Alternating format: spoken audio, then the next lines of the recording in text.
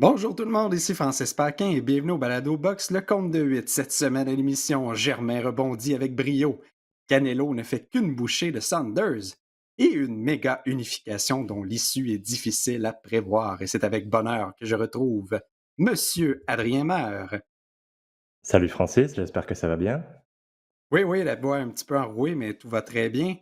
Écoute, samedi, c'était présentation à l'Hôtel Hilton de Québec d'un gala d'Eye of the Tiger Management avec une finale qui était extrêmement attendue que posait Mathieu Germain à Steve Claggett pour un combat revanche. On se souvient, hein, c'était affronté au mois de janvier en 2019 au cabaret du Mmh. Casino de Montréal, un verdict nul partagé. Ça faisait pas mal de temps qu'on attendait que les deux boxeurs se retrouvent.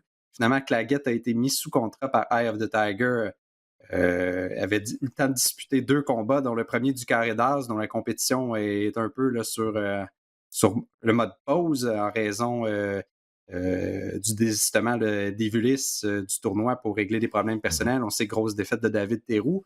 Bon, cet affrontement, Claggett, Germain ne s'inscrivait pas dans le carré d'as, mais reste que le combat n'était pas pour le moins inintéressant, là. On avait très hâte de Ouais. voir comment Germain allait rebondir, surtout qu'il avait connu un combat extrêmement difficile contre Yves Ulysse. Et ça a été un excellent combat. Ça s'est pas nécessairement déroulé comme si on s'y attendait parce que Mathieu Germain a utilisé une stratégie complètement inédite dans son cas. C'est montré l'agresseur l'emporte par décision partagée des juges. Des cartes de 97-96, 97-93, plutôt 96-94, c'est la carte que j'avais personnellement après avoir regardé le combat, et une autre carte de 97-93 en faveur de Claggett. Ça a été décrié hein, parce qu'on avait l'impression que Germain avait quand même dominé l'ensemble du combat. En tout cas, à mes yeux, sa victoire ne fait aucun doute, la méritait. Sauf que d'un autre côté, je suis pas prêt à acheter la pierre et dire que le juge Leblanc a complètement erré dans sa carte parce que il y a plusieurs rounds pendant le combat que j'ai fait: «Oh, je ne suis pas trop certain nécessairement qui l'a remporté». Je pense que Germain en a assez fait, en ce sens qu'il était très précis dans ses coups en puissance, c'était significatif, mais on n'a pas semblé nécessairement ébranler Claggett. L'a quand même fait, à au moins une ou 2 reprises pendant le combat, mais j'avais tout le temps l'impression, non, il en a fait assez pour enlever, les rounds, mais le juge Leblanc, des fois, a vraiment récompensé, Claggett parce qu'il était l'agresseur, hein, a fait ce qu'on s'attend de lui, c'est-à-dire se porter à l'attaque. Mais dans le cas de Claggett, a été, j'ai l'impression, Adrien, complètement déstabilisé par la stratégie élaborée par l'entraîneur de Germain, Mike Moffat. Et je sais, il faut faire attention avec les comparaisons, mais ça me fait un peu ce qu'on a vu dans le passé en Jean-Pascal contre Adrian Zekonou. Marc Ramsey nous avait bien expliqué le souvent fait, là, pour revenir sur les deux combats. Mais dire Diaconou, c'est un peu un bully et il fallait le confronter. Donc, on s'est Mmh. imposé dès la conférence de presse et on a voulu montrer qu'on était les plus durs dans le ring. Et dans le cas de Germain, et l'autre combat auquel je pense, c'est là, je sais que c'est pas ça qui est arrivé, là, mais c'est juste pour bien décrire comment l'état d'esprit que je ressentais. Mais c'est le combat revanche entre André Ward et Sergei Kovalev, où Ward, qu'on connaissait comme un boxeur extrêmement scientifique, a décidé de se coller à Kovalev, de jamais lui donner de chance. Et c'est ce que Germain a fait. Alors qu'on a toujours Mmh. vanté que Germain est un boxeur technique qui se déplaçait. Très petit règne d'ailleurs à l'Hôtel Hilton, donc on n'avait pas le choix de s'ajuster d'une manière ou d'une autre. Et en se collant à Claggett, Chadrien t'aime énormément utiliser l'analogie du moteur diesel dans tes comparaisons. Et Claggett a finalement trouvé un peu son air d'aller, mais juste à la fin du combat, à partir du 8e, là, mais plus clairement au 9e et 10e round. Mais on s'entend, en Germain là, faisait en sorte que Claggett avait jamais d'oxygène pour avancer, jamais peinait à trouver son rythme et chaque fois qu'il y a une petite tendance qui s'installait, ben oups, Germain accrochait, ralentissait le rythme là, comme pour casser. Là. C'était jamais possible d'établir je pourrais dire une tendance claire. Là. Germain s'est assuré là, d'avoir quelque chose d'extrêmement décousu et ça a été, je le dis, hein, vraiment une performance brillante de sa part. Oui, et c'est généralement, on le répète souvent, dans les combats revanche où on voit le boxeur le plus scientifique qui arrive à s'adapter. C'est celui qui a le plus d'outils, qui est capable de changer un peu sa stratégie et de s'adapter à ce qu'il a vu dans le premier combat de la part de son adversaire. Ça a été le cas pour Germain cette fois-ci. Tu as donné plusieurs exemples, j'en ai un autre qui me venait en tête pendant que tu parlais. C'est le deuxième combat entre Tyson Fury et Deontay Wilder où Fury a fait reculer Wilder. C'est un petit peu la même chose. En fait, tu veux empêcher ton adversaire de se battre de la manière où il est habitué à le faire, de la manière où il est confortable. Et Claggett, c'est un gars qui avance, qui met énormément de pression, qui cherche le combat, qui cherche les échanges. Et si tu le fais reculer, eh ben, il n'est pas habitué à se battre sur les talons. Donc ça va le déstabiliser et ça a été le cas dans ce combat-là. Ça veut dire que dans le coin, de Mathieu Germain, on a établi une très, très bonne stratégie, que c'est quelque chose qui a été pensé longtemps à l'avance, qu'on a fait tout un camp d'entraînement en vue de cette stratégie-là et ça a porté fruit. Et on sait qu'avec, Claggett, ça donne toujours des combats très serrés. Les juges ont souvent du mal à départager un boxeur ou l'autre dans ces combats parce que avec les corps à corps comme ça, c'est souvent brouillon. Il y a des coups qui atterrissent au corps qui sont pas forcément visibles selon l'angle où est l'arbitre, où est le juge, pardon. Donc ça peut être compliqué. Ces combats de claguettes sont souvent compliqués à juger parce que c'est pas tout le temps clair et net, et il y a beaucoup de petits éléments où on est, beaucoup d'incertitudes dans ces rounds-là. Donc je suis pas étonné de voir une nouvelle décision partagée dans son cas. Je pense que c'est une habitude pour lui. Des décisions majoritaires ou partagées, il connaît ça. Mais dans le cas de Germain, ça fait vraiment plaisir de le voir revenir sur le chemin de la victoire parce qu'il y avait eu ces 2 défaites, par KO très dures, contre Uriel Pérez et contre, Yves Ulysse et on savait plus trop où il était rendu parce que, eh ben, il y avait quand tu as 2 défaites par KO comme ça, on sait jamais les séquelles déjà physiques, mais aussi mentales. À quel point est-ce que tu as encore faim? À quel point est-ce que tu es encore motivé? À quel point est-ce que tu n'as pas cette petite hésitation qui peut te coûter cher dans les combats et on a vu dans ce combat-là que Germain était, mentalement à un bon endroit, qu'il était pas trop affecté par ces défaites-là et qu'il avait réussi à établir un bon plan de match et à l'appliquer, à la lettre pendant tout le long du combat. Donc c'est une très bonne chose. Je suis content de voir Germain, re de retrouver le Mathieu Germain, conquérant, même si c'était pas le style habituel. Justement, c'est encore mieux, ça montre qu'il est capable de s'adapter et de changer sa manière de boxer. Ouais, puis c'est un aussi, ça prenait énormément d'humilité, hein, pour dire: «Ben, je reviens dans Ouais. le ring dans un défi qu'on savait qui était pas facile» et il a pas, nécessairement là, été, flamboyant là, pendant toutes ses représentations médiatiques, hein. D'entrée de jeu, il a dit: «Je sais que mon dernier combat contre Ulysse, ça a vraiment pas bien été. Je cherche pas d'excuses, j'ai pas livré un bon combat. J'ai pas le choix de gagner parce que si je perds, ben, de un, mon nom, va un peu, être associé. Ça aurait été dans son cas une troisième défaite en 5 combats. Contrairement à un Claggett qu'on sait qui donne toujours un spectacle qui fonce, qui est un genre de boxeur qui est prisé par, disons, les amateurs et les réseaux de télé. Germain, c'est davantage scientifique. Mmh. Donc, est-ce qu'on est nécessairement intéressé à mettre quelqu'un qui n'a pas nécessairement trop d'expérience? Non, parce que c'est un adversaire qui demeure, qui peut te faire très mal paraître. Mathieu Germain, on a vu toute son ascension avant, qui ont permis de devenir un aspirant mondial, hein, d'aller chercher un titre mineur à l'IBF. Mais ça prenait aussi, je pense, fondamentalement, de se dire ben, je dois me remettre en question. Il a louangé son entraîneur Mike Moffat en disant ben, c'est lui qui a pensé à cette stratégie-là. D'habitude, ben, je questionne, je ne suis pas nécessairement toujours d'accord, mais là, j'ai décidé de lui faire totalement confiance et ça a rapporté gros. Euh, ce serait intéressant de voir aussi un peu pour lui quel genre de suite il s'annonce.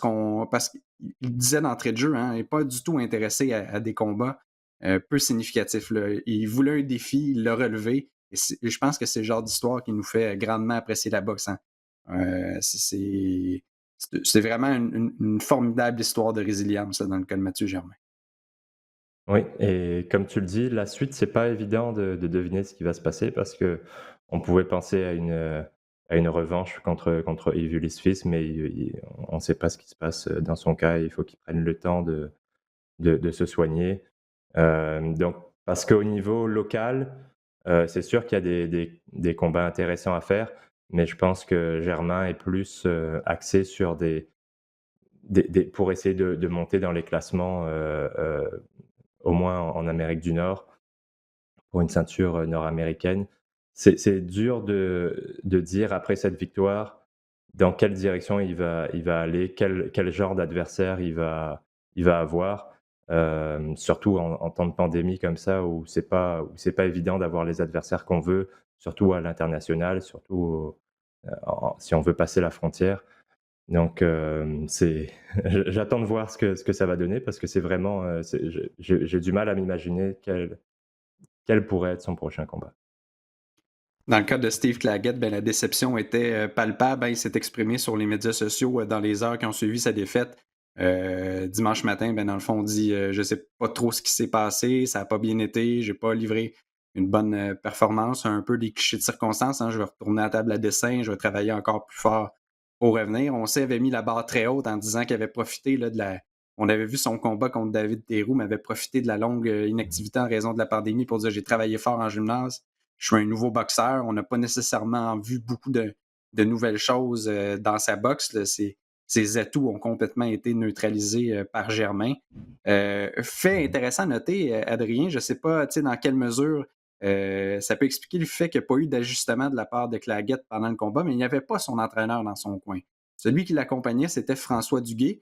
François Duguay, un entraîneur bien connu de la région de Québec, qui est un homme très intègre. Là. On ne dit pas que saboté, loin de là. Là c'est pas du tout son genre pour ceux qui le connaissent. Sauf d'un autre côté, la boxe québécoise est un milieu tissé serré et d'un autre côté, c'est pas son athlète. Donc, il n'a pas vécu le camp d'entraînement. On a beau des fois se connaître parce qu'on s'est croisés et tout, mais on n'a pas nécessairement eu la chance d'aller dans le coin entre les rounds. Mais on a vu, Mmh. notamment, je me souviens, dans les combats qui ont été présentés dans les dernières semaines, Derek Chisora avait une Ouais. très forte communication avec Buddy McGirt. On arrivait à dire Mmh. hey, non, coach, j'ai pas écouté, je m'excuse. On voyait qu'il y avait une interaction, qu'il y avait on peut-être trouvé des pistes de solutions. Je sais pas, j'étais pas sur place, donc difficile de comprendre s'il y a eu des ajustements pendant le combat, mais on a eu l'impression que est-ce que ça a nuit? J'ai l'impression que ça représente un facteur, mais d'un autre côté, Germain est tellement arrivé avec quelque chose d'inédit que ça aurait probablement pris plusieurs rounds avant que Kagat puisse s'ajuster d'une manière ou d'une autre. Ouais, ça aurait pris plusieurs rounds, ça aurait aussi pris en fait, une préparation en camp d'entraînement pour ce genre d'adversaire parce que c'est vraiment on le dit tout le temps, tu te prépares pour un adversaire particulier, pour un style particulier et s'il arrive avec un style complètement différent, à l'opposé de ce qu'il fait d'habitude, tu es pris de court et un boxeur comme Claggett, c'est pas un gars qui va se réinventer. On sait ce qu'il amène, on sait ce qu'il fait.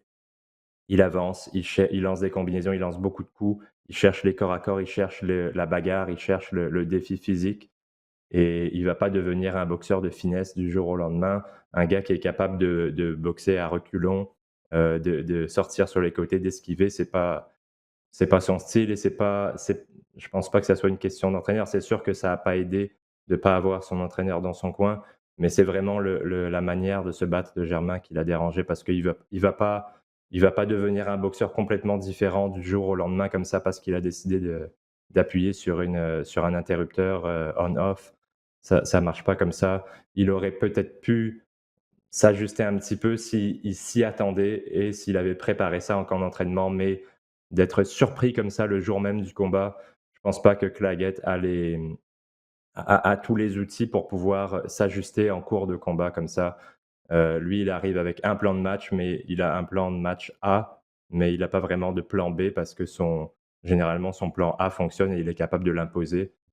C'est pas le genre de boxeur qui peut boxer de trois, quatre manières différentes selon l'adversaire. Il va toujours boxer de la même manière. Donc, si on trouve la parade à ce plan A, ça devient compliqué pour lui. Ça a été un gala assez intéressant. Bon, il y avait seulement 5 combats, mais beaucoup d'actions, beaucoup de belles histoires. Je pense à celui entre Kenny Victor Cherry et Mathieu Duguay en ouverture. Ça a été une belle confrontation locale, très intéressante. Cherry, là, on ne surnomme pas le professeur pour rien. On sait qu'il est enseignant au cégep de Lanaudière, mais c'est vraiment une clinique du jab qu'il nous a offert. A même avoué là, qu'il aurait peut-être pu un peu plus utiliser sa main arrière, mais on a vu à quel point là, un véritable piston. Là. C'était une belle technique, c'était de toute beauté à voir. Bon, il y avait Brie Holling qui s'est battu aussi. C'était son premier combat avec Eye of the Tiger. Pas évident, hein? Un segment de nez assez rapidement dans le combat, s'est fait un peu brasser, mais a été en mesure de revenir, enregistrer une victoire. Et sinon, je veux souligner que Clovis Drolet, lui, revenait d'une défaite.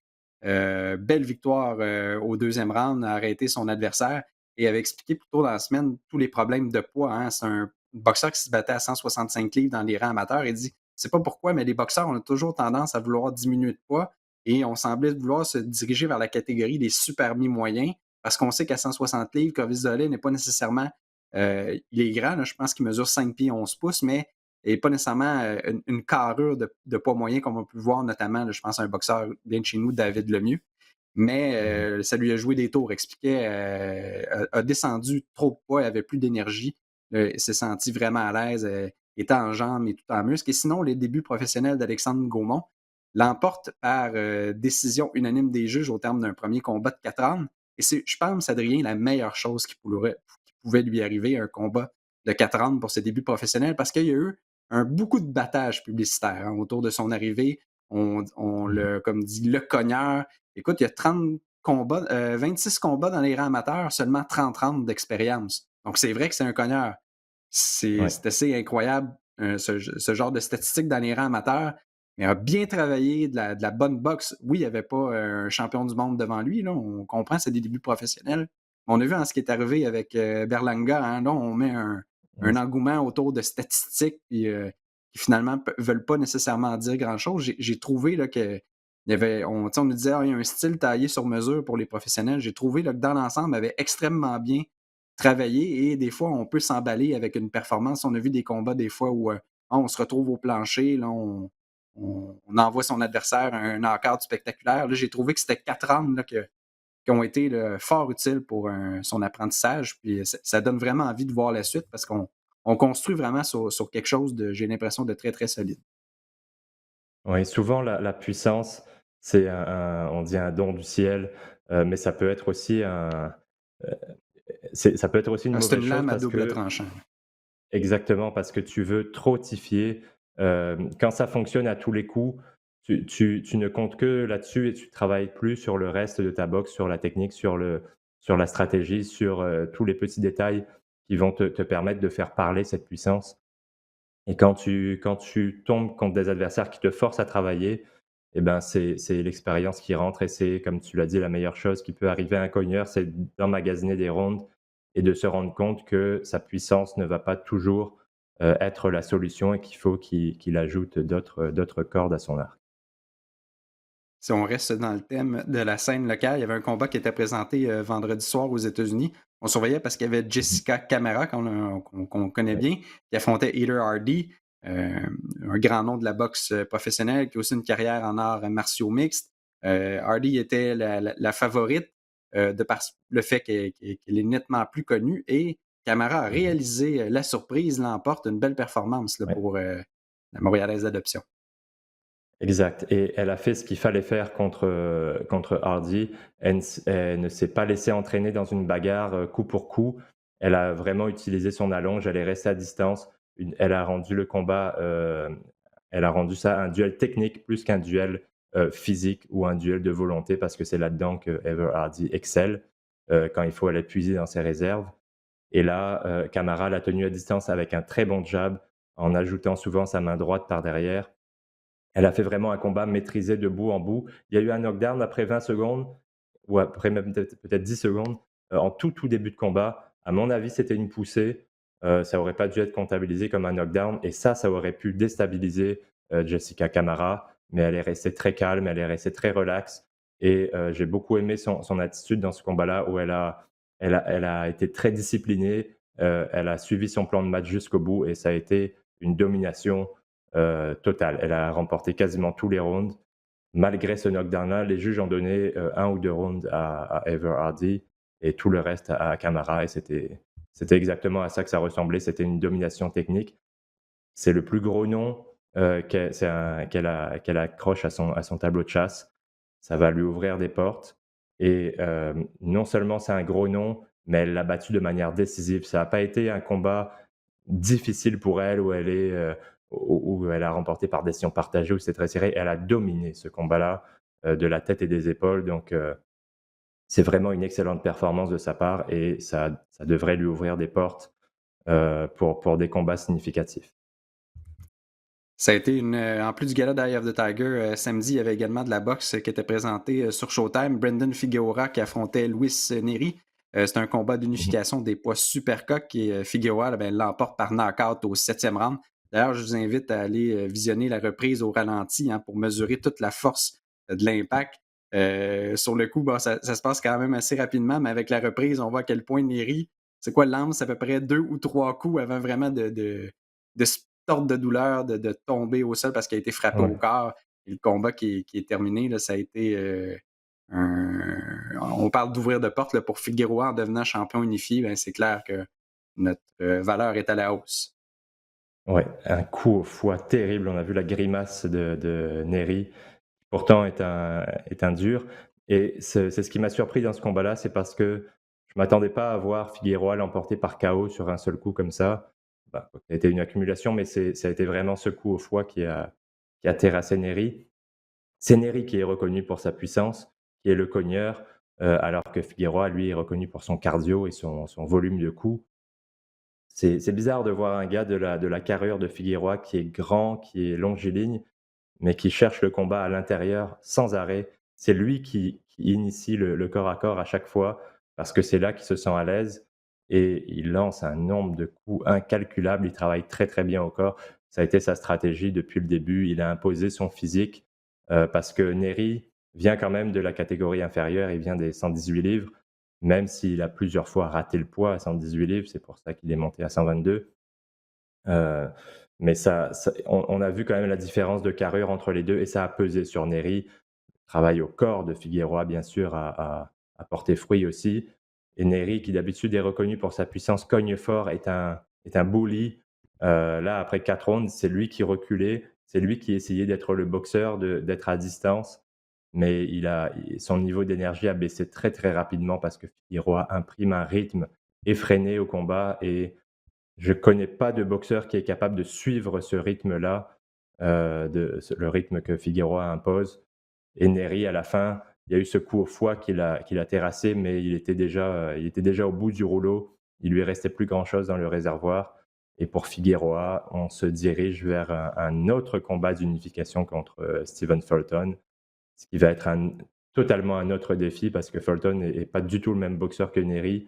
C'est un boxeur beaucoup plus technique, c'est pas un cogneur, mais ça va donner tout un autre défi à Figueroa et j'ai hâte de voir si Figueroa va être capable de s'adapter parce qu'il a quand même une défense poreuse, mais mais par contre, est-ce que Fulton va avoir la condition physique pour tenir le rythme qu'impose Figueroa? Ça, j'en suis pas sûr, donc ça va si ce combat-là a lieu, les 2 boxeurs ont l'air de le vouloir. Je pense que ça va se faire. Ça va être un combat très, très intéressant encore. Une deuxième unification de suite, c'est quand même assez rare, mais c'est un combat que j'ai hâte de voir. Ben, sur BoxRec, on a déjà une date, c'est le 11 septembre, prochain, donc on peut déjà mettre la date, à notre agenda pour, cet autre combat-là. Il va y avoir 3 Mmh. ceintures, en jeu, WBC, WBA et WBO. Également sur cette carte, je pense, Adrien, tu as beaucoup aimé la prestation de Daniel Roman qui Ouais. affrontait Ricardo Espinoza Franco, une victoire, par, décision unanime des juges de Roman. Ouais et si ça a été une victoire par décision, c'est parce que Roman manque un petit peu de puissance, parce qu'il a dominé la deuxième partie de ce combat. La première partie, Espinoza est sorti très, très fort. C'est un cogneur, un gars qui est fort physiquement. Il a donné un bon combat. C'était des rounds équilibrés au début, mais quand, Daniel Roman a pris son air d'aller, là, c'était une véritable démonstration. Roman est un boxeur qui est tellement fluide, il lance des combinaisons, ça a l'air facile. Ça a l'air naturel, on dirait qu'il ne réfléchit pas, que ça part tout seul.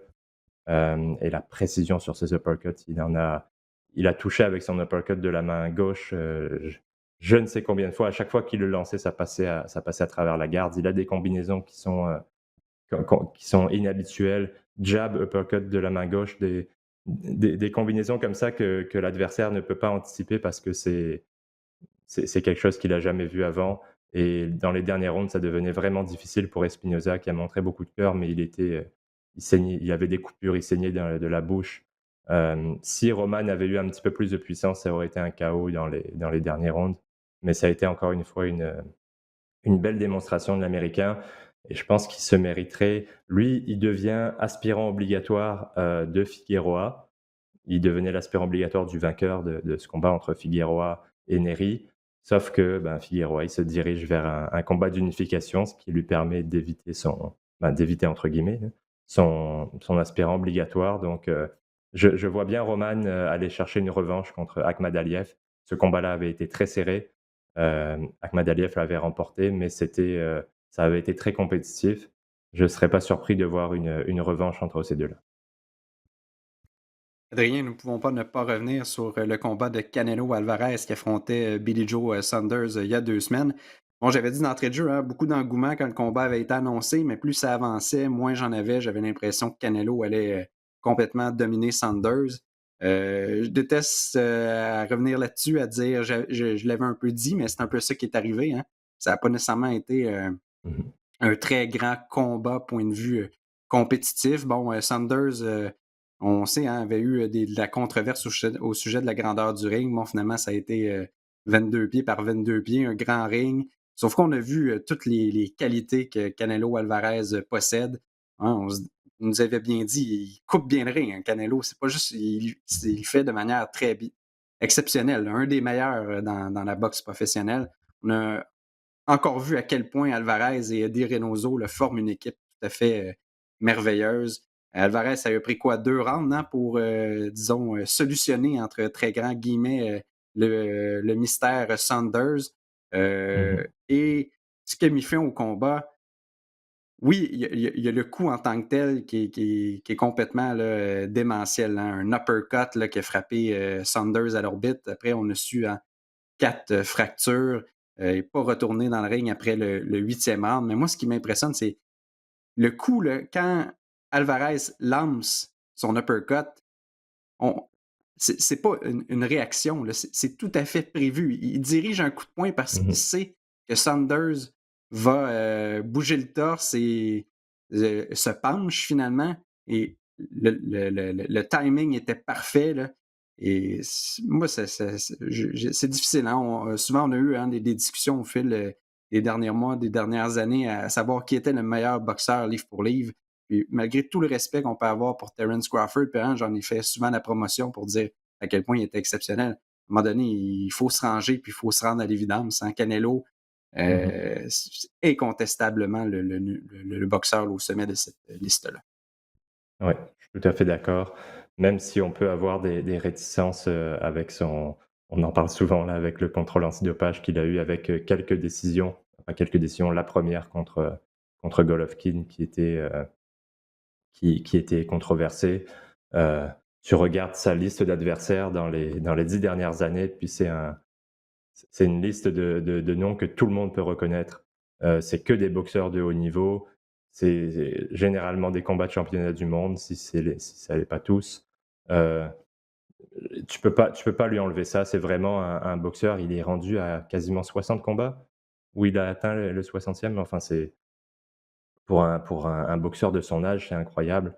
Le nombre de combats qu'il a déjà sous la ceinture et qui continue à s'améliorer tout le temps.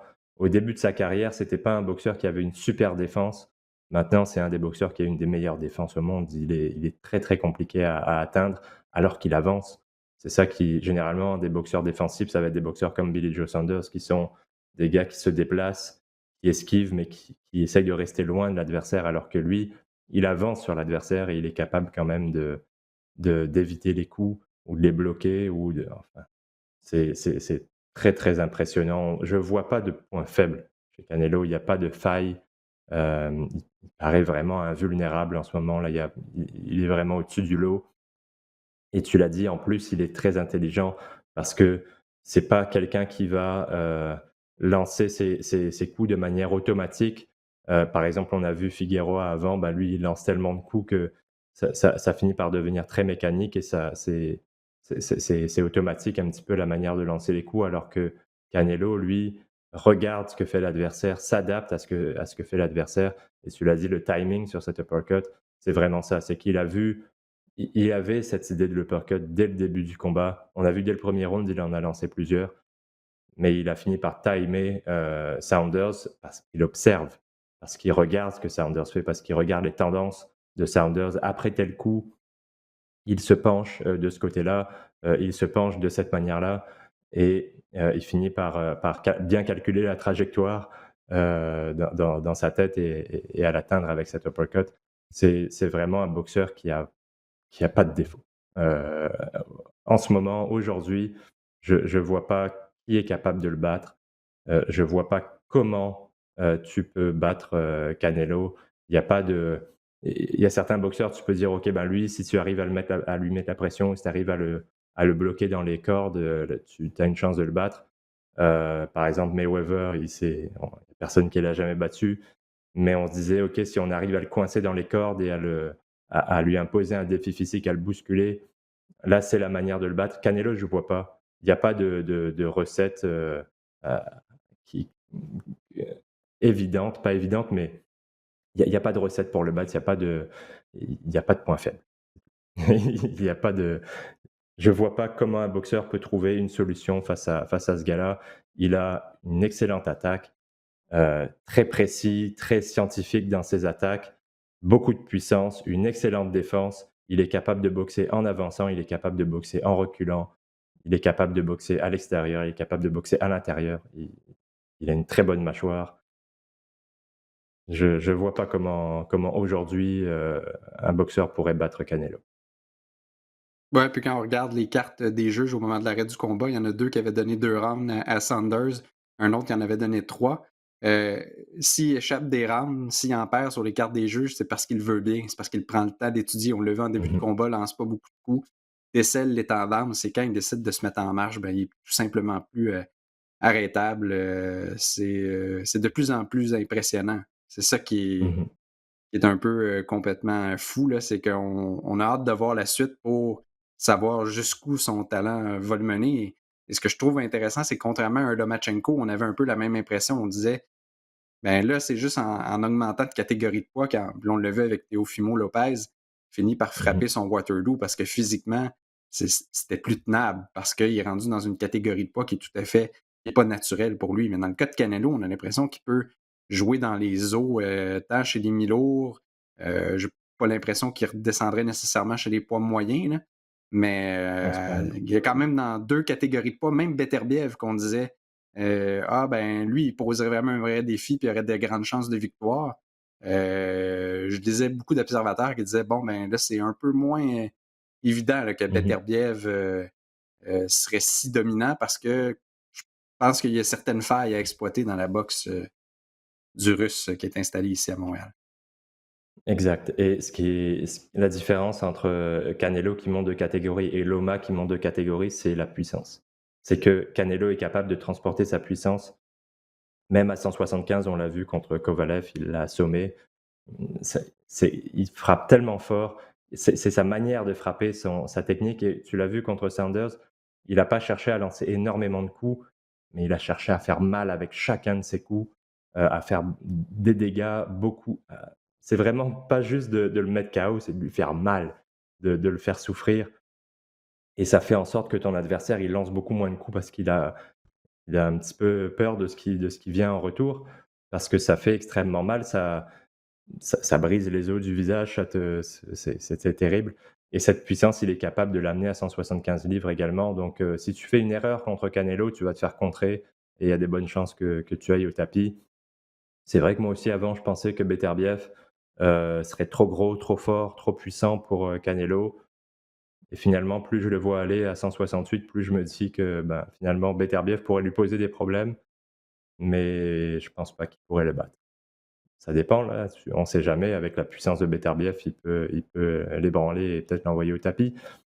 Mais je Canelo est trop technique, trop compliqué à toucher, et surtout, c'est qu'il te neutralise avec cette puissance, avec ses contres. Tu veux pas, te découvrir face à lui, donc tu es beaucoup plus prudent que face à un autre adversaire, et ben, du coup, tu lui fais pas tant de dégâts parce que tu lances moins de coups, tu gagnes moins de rounds parce que tu es moins actif, et donc c'est un cercle vicieux, mais honnêtement, en ce moment, je ne vois pas qui peut battre, Canelo. Adrien, programme chargé au cours des 2 prochaines semaines dans Oh, le monde de la boxe. Et ce qui est intéressant, c'est que ces combats-là vont être présentés en direct sur les ondes de RDS. Donc, possibilité là, pour nous, les amateurs ici, de voir l'action là, de très près. À commencer par samedi le 22 mai à compter de 22 heures sur les ondes de RDS2. On y est, méga combat d'unification des poids super légers entre celui qui s'est révélé à la Super Série mondiale de boxe. Je parle évidemment de Josh Taylor et du populaire boxeur californien José Carlos Ramirez. Il est devenu champion unifié en battant Maurice Hooker par arrêt de l'arbitre. Je regardais, on sait, hein, les Britanniques sont très friands de paris sportifs et c'est une bonne indication, hein, savoir qui va l'emporter. On sait que les Britanniques sont très chauvins, ils vont appuyer en masse les leurs, mais là, c'est pas mal sur les sites là, assez égal. Et quand je regarde le portrait des deux boxeurs, j'ai incapable de dire qui a l'avantage, qui va l'emporter, mais je suis convaincu, Adrien, que toi, tu as ta petite idée sur le sujet. ouais, j'ai ma petite idée, mais je suis d'accord avec toi que ça va être très serré et que à premier abord, c'est très compliqué de voir un vainqueur parce que, déjà, c'est 2 boxeurs de très haut niveau. Ils ont chacun 2 ceintures dans la catégorie. Je suis très content qu'on fasse une unification pour les 4 ceintures. Ça arrive de plus en plus dans le monde de la boxe parce que les plus jeunes boxeurs ont compris que ça sert à rien d'avoir une seule ceinture, quand il y en a 4. Qu'il faut être le vrai champion unifié, le numéro un de ta catégorie pour être reconnu comme le vrai champion. Donc je suis très content qu'on voit de plus en plus ce genre de combat d'unification des 4 ceintures. Pour ce combat-là, c'est très compliqué à dire parce que c'est 2 boxeurs en plus qui ont des styles différents. Ramirez, c'est un boxeur de pression qui lance beaucoup de coups. Je pense que Taylor est peut-être un peu plus complet comme boxeur. C'est un gars qui se déplace un petit peu mieux, qui a une meilleure défense que celle de Ramirez, mais il lance un peu moins de coups. Au niveau de la puissance, il a ce qu'il faut aussi Taylor, il a remporté beaucoup de combats par KO, il a envoyé souvent ses adversaires au tapis. C'est 2 gars qui travaillent très, très bien au corps, Ramirez avec son crochet gauche, Taylor avec son crochet droit. Écoute, ça va être un excellent combat. Je pense que Taylor a un petit avantage parce qu'il est un peu plus complet. Parce qu'il a il s'il y a un des 2 qui est capable de s'adapter un petit peu mieux dans le combat, je pense que ça va être, Taylor, mais ça va être très compliqué pour lui parce que Ramirez met beaucoup de pression, frappe fort des 2 mains. C'est un gars qui a beaucoup, beaucoup de détermination, qui n'arrêtera jamais, d'essayer jusqu'au bout. Alors, c'est vraiment le genre de combat qui nous fait saliver et c'est ça qu'on veut, c'est de voir des combats qui sont difficiles à prévoir. Tu veux pas savoir avant qui va gagner, te dire: «Ah OK, il va gagner par KO», c'est juste de savoir à quel round ça va se passer. Non. Là, on peut avoir des arguments pour les 2 boxeurs, qui sont très crédibles. Les 2 ont les plus ou moins les mêmes chances de l'emporter donc c'est le genre de combat qu'on veut voir. Et je mettrai une petite pièce sur Taylor, mais j'y mettrai pas ma maison.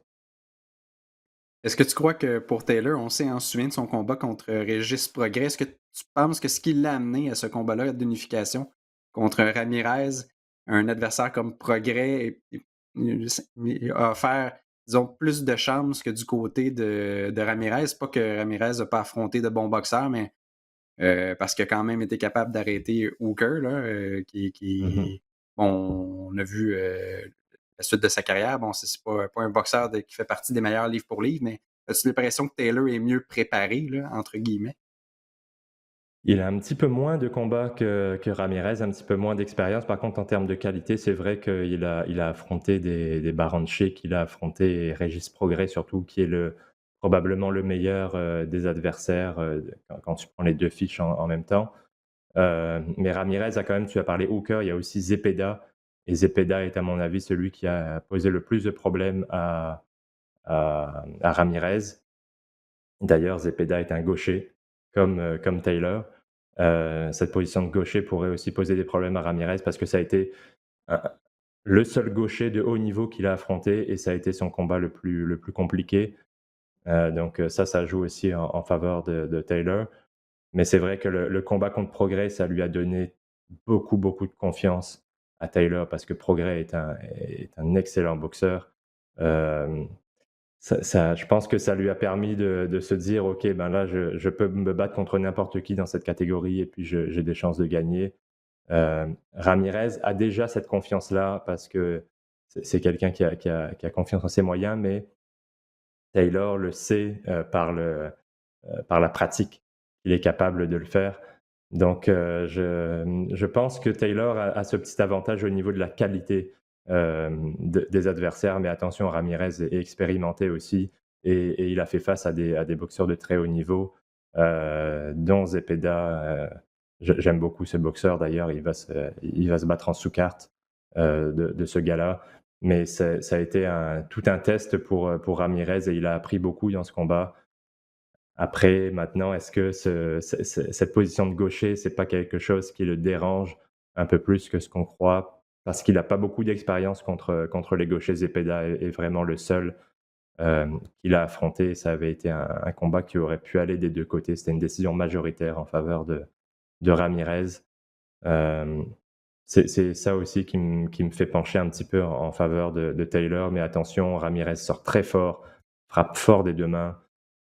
C'est ça serait pas une surprise s'il emporte, non plus, donc c'est pas trop un combat pour les paris parce que les cotes sont tellement similaires que tu feras pas énormément d'argent. Si tu veux bien parier, il faut parier sur un négligé comme Andy Ruiz contre Joshua, mais ça, faut être capable de le prévoir. Autre, combat à surveiller, c'est samedi 29 mai à compter de 20 h sur DAZN. C'est Devin Haney qui affronte, Jorge Linares. Mmh. C'est une troisième défense du titre des poids légers du WBC de Haney qui affronte un vétéran qui, roule sa bosse dans le monde de la boxe depuis des années, hein. Linares, un Vénézuélien qui a commencé sa Mmh carrière mh. au Japon et qui a ensuite, disputé plusieurs, combats marquants. Je pense à celui contre Luke Campbell ou encore à celui Mmh. contre Vasily Lomachenko avant envoyer Lomachenko, au plancher, si ma mémoire est bonne. Ouais. Crois-tu que Haney va poursuivre son ascension? On a de grands objectifs pour lui. Ou Linares, est-ce qu'il est un peu usé pour, affronter un adversaire jeune et fringant comme, Haney? C'est ça qui me fait peur, c'est peut-être l'usure de Linares, mais là encore, je fais une petite digression. Je suis très content que la nouvelle garde dans ces 2 catégories, chez les 135-140 livres, que la nouvelle garde se frotte à des boxeurs de haut niveau comme ça très rapidement dans leur carrière. L'exemple, numéro 1 bien sûr, c'est Lopez, qui a affronté Lomachenko. Je pense aussi à Garcia qui a affronté Luke Campbell, Ryan Garcia je parle, Vergil Ortiz qui a affronté Hooker et dans cet esprit-là, j'étais un petit peu déçu quand Haney avait affronté Gamboa parce que Gamboa est un plume naturel, il était monté jusqu'au léger et ça se voyait qu'il était beaucoup plus petit, c'était pas c'était on n'aurait pas dit qu'il était dans la même catégorie. En plus, Gamboa est usé, à 39 ans. Donc j'étais un petit peu déçu de ce combat-là de Haney par rapport aux autres, jeunes boxeurs de ces 2 catégories. Mais là, contre Linares, c'est beaucoup plus dans le même ton parce que Linares est un vrai 135. Même s'il a commencé sa carrière plus bas chez les plumes, ça fait longtemps qu'il est dans cette catégorie. Il a la carrure pour ça, la taille, et la largeur des épaules. Donc c'est un défi beaucoup plus grand pour Haney. Je pense que techniquement aussi, c'est pas un match-up qui est facile, au niveau du style de boxe parce que, Linares est un très bon technicien. C'est un gars avec des mains très rapides, qui est capable de bien gérer la distance et ça, c'est un des points forts de Haney, donc ça va le challenger sur ses points forts aussi parce que Haney est un boxeur technique qui préfère rester à distance. Je pense que la jeunesse va l'emporter sur l'expérience, d'autant plus que Linares a montré depuis le début de sa carrière un peu de fragilité. Il a souvent été mis KO tôt dans le combat face à des gars qui étaient pas forcément, aussi talentueux que lui. Je pense à Salgado, ça fait déjà plusieurs années, mais récemment, il y a eu ce combat où il était monté à 140 livres, contre, Pablo César Caño et il s'était fait envoyer au tapis 3 fois dès le premier round. Ça avait mis un sale coup au moral et à la carrière de Linares. Il est ensuite revenu, rapidement à 135 livres pour retrouver la victoire, mais peut-être que tous ces combats, tous ces knockouts qu'il a subis, ça va avoir une influence. Il est rendu à 35 ans, mais il est usé. Il est usé, Linares, et il a montré, depuis le début de sa carrière qu'il est un peu à l'image d'un Amir Khan, qu'il a un menton fragile et que si, tu arrives à le pogner au bon endroit, et ben, il va tomber.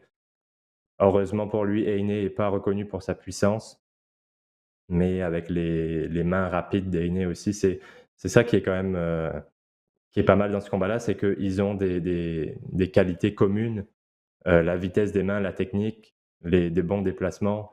Donc ça va permettre à Heine de montrer, son véritable niveau, et je pense qu'il va être capable de l'emporter avec sa fougue, avec sa jeunesse, son énergie. Mais Linares va lui poser des problèmes techniques. Mais est-ce qu'il va être capable de le faire pendant 2 rounds? Ça, c'est un peu plus, ça risque d'être un peu plus problématique pour lui. Et le clou, de cette soirée, ben, c'est le Français Nordine Oubaly qui affronte, Mmh mh. Nonito Donaire, un gala qui est présenté, le 29 mai à 21 h sur les ondes de RDS. Ben, tout comme Haney Oubaly, lui, c'est une troisième défense de son titre. Lui est champion des coqs du WBC. On se souvient, il avait battu, le vétéran olympien américain Roisin Warren en janvier Mmh. 2019. A vaincu ensuite Arthur Villanueva et Takuma Inoue. Il affronte maintenant un vétéran, hein, qu'on connaît, très, très bien. Donner, Oh hein, il y oui. a déjà, quasiment 10 ans, était champion unifié, des coqs. Ensuite, a été champion unifié chez les super coqs. Bon, pour lui, Donner, revient d'une défaite contre Naoya Inoue. Ça sera pas évident, hein, parce que Oubeli, on pas nécessairement le boxeur le plus, flamboyant là, dans toute, cette industrie, mais ça demeure néanmoins un boxeur là, qui possède un grand talent, et je pense que les questions Mmh. qu'on se pose au sujet de Jorge Linares, on peut aussi se les poser au sujet de Nonito Donaire. Donaire a énormément de boxe dans le corps, et Mmh. on sait quand on évolue dans les, petites catégories là, ça nous rattrape plus rapidement que chez, les catégories comme les poids lourds. Donc c'est un peu, est-ce que l'élastique finalement va briser, Donner, là? C'est toujours un peu ça maintenant qu'on se demande, chaque fois qu'il affronte un boxeur de très haut niveau. Ouais, c'est la question qu'on se posait déjà contre Inoue, sauf qu'il a offert à Inoue le combat le plus difficile de sa carrière, qui a été pour moi le combat de l'année, c'était en 2019 déjà. Donc ça remonte. Son dernier combat, ça fait plus d'un an et demi. C'est ça aussi, une longue inactivité comme ça à 38 ans, ça peut te rattraper, surtout en début de combat, alors que Oubaly, lui, est encore, en très bonne forme physique, même s'il est rendu quand même à 34 ans, Oubaly, mais il est beaucoup moins usé, mais il a aussi beaucoup moins d'expérience que Donner, et je trouve que Donner a retrouvé un second souffle depuis qu'il est revenu à 118 livres, parce qu'il avait commencé même plus bas que ça. Il avait commencé à 115, peut-être même à 112.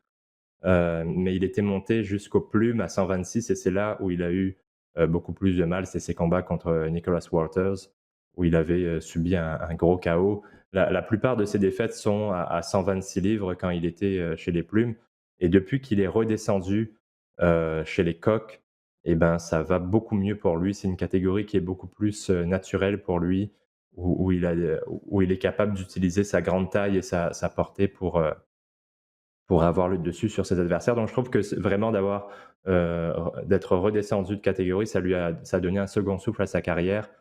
Mais tu l'as dit, c'est vraiment l'âge, l'inactivité qui qui m'inquiète du côté de Donner. Par contre, on sait que le talent, il est là, l'expérience, elle est là, et ça peut jouer beaucoup contre Oubaly parce que, son plus gros adversaire en carrière, c'est Roshi Warren qui est un très bon boxeur, mais qui est pas Nonito Donaire. Donc Ouais, il possède il pas a de aussi puissance, toute épreuve, là. exact.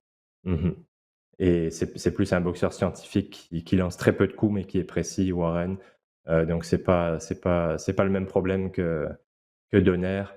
Oubaly va peut-être avoir du mal au début à s'adapter à ce talent de Donner, mais je pense il a lui les qualités pour s'imposer, et le coffre pour s'imposer contre Donner, mais ça sera pas facile. Hem Donner, on le connaît depuis des années, depuis le début de sa carrière, il nous a surpris.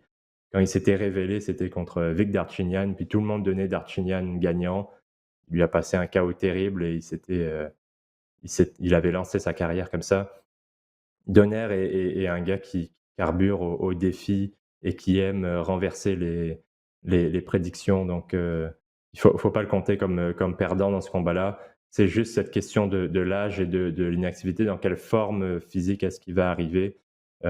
C'est la question qui me chicote un peu dans son cas. Par contre, ça peut être dit aussi de Oubaly parce que ce combat-là devait être présenté en novembre 2020, mais Oubaly a contracté la covid.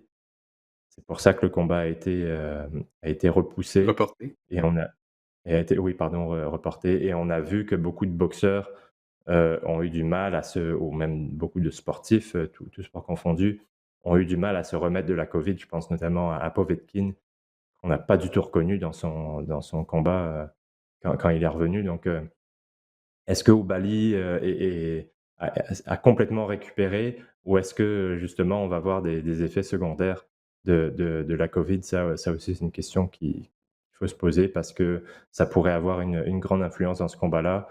Mais en tout cas, je m'attends à un très, très bon combat parce que c'est 2 boxeurs de haut niveau et c'était le moment pour Oubaly d'affronter un gros nom comme Donner et si jamais il arrive à l'emporter contre Donner, et ben, la suite, ça pourrait être pour lui Naoya Inoue. On sait qu'il a battu son frère au combat précédent, donc il y a un petit air de revanche, pour Naoya qui aimerait sûrement, venger son frère, donc il y a des grandes choses qui attendent Oubaly s'il arrive à remporter ce combat-là, mais il faut pas regarder au-delà de Donner parce que c'est tout un défi, le Philippin et j'ai bien hâte de voir ce combat-là. Et il y a un intérêt aussi, pour les amateurs d'ici sur Ah oui. cette, carte puisque Batir Yukembayev, ben, lui, il va disputer un premier combat depuis janvier 2020. Bon, il est encore sous contrat, encore représenté par Eye of the Tiger, mais c'était entendu avec, l'entreprise de Frank Warren, là, MTK, Global. Bon, je pense Mmh. qu'il y a un peu, d'avocasserie dans tout ça. C'est pas évident, mais reste que, Yukembayev s'entraîne désormais aux États-Unis sous la supervision de Manny Robles.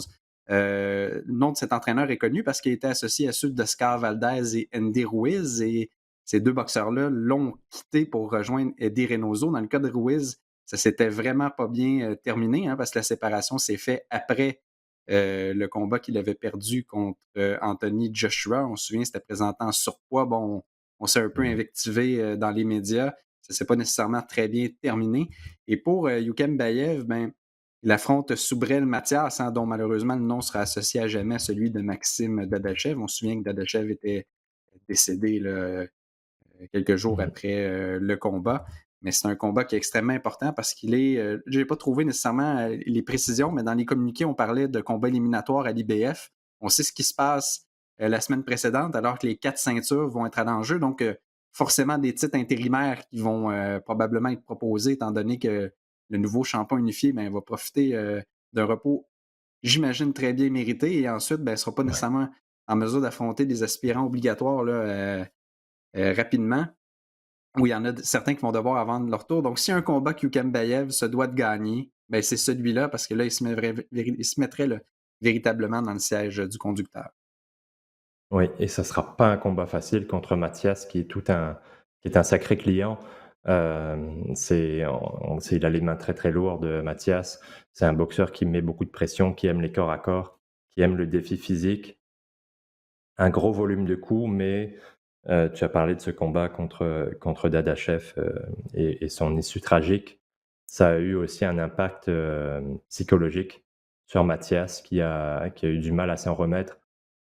C'est ce qui arrive, tout le temps quand il y a un accident comme ça, je pense, souvent à Mike Perez contre, j'ai oublié le nom de son adversaire russe qu'il avait, envoyé dans le coma, qui est maintenant sorti du coma, mais qui a gardé des lourdes séquelles.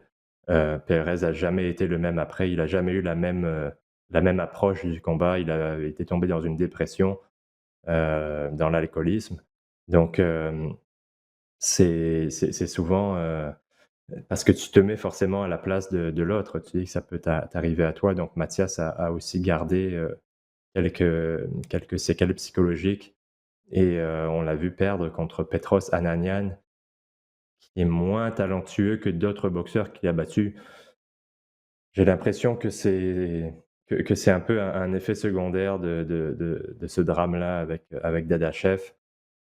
Donc dans quelle disposition mentale est-ce qu'il est, en ce moment? Je suis pas certain, du côté de Mathias, mais ça reste que c'est un boxeur très dangereux avec les mains lourdes, qui va t'épuiser et qui va te mettre beaucoup de pression, mais il a une défense assez poreuse, c'est possible de l'atteindre et je pense que Yukembayev a les armes pour l'atteindre à mi-distance. S'il arrive à rester à mi-distance, il va être capable de passer à travers sa garde et de l'atteindre et il a assez de puissance pour le faire réfléchir et le faire un peu reculer. Hem Et en plus, Mathias n'est pas habitué à affronter des gauchers. Je pense que Yukembayev est un peu plus créatif que lui, a un petit peu plus d'inspiration dans le ring, si tu veux, et va être capable de le de d'avo a les armes en tout cas pour avoir le dessus mais Mathias, même s'il est un peu mécanique, même s'il fait la même chose round après round, c'est très efficace et c'est très douloureux. Donc ça va pas être un combat facile pour Yukembayev, mais il a les armes pour l'emporter et mettre son nom sur la map. Mais Adrien, c'est ce qui fait le tour complet de l'actualité pour cette semaine. Mais comme à l'habitude, hein, j'invite les gens à visiter le rds.ca/, balado diffusion ou encore l'application iHeartRadio pour découvrir tous les contenus qui vous sont proposés. Donc, au nom de Luc Dansereau à la production, Félix Payet à la mise en onde et Adrien Meur, ici Francis Paquin qui vous remercie d'avoir été des nôtres et qui vous dit à bientôt. Ciao.